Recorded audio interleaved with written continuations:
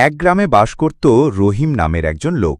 সে খুবই অলস ছিল, জীবনে কোনো কাজকর্ম করত না।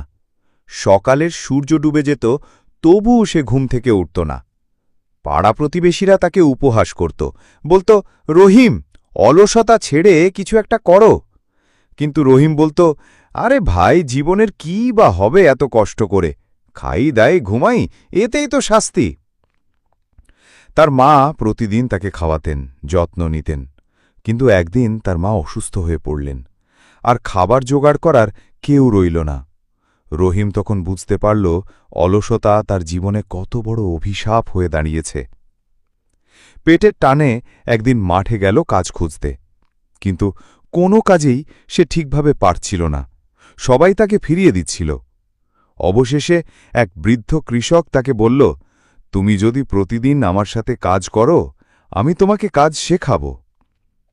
রহিম রাজি হল। শুরুতে কষ্ট হলেও ধীরে ধীরে সে কাজ করতে শিখল।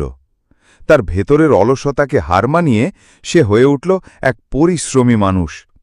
বছরখানেকের মধ্যেই সে নিজেই একটা ছোট জমি নিয়ে চাষাবাদ শুরু করল।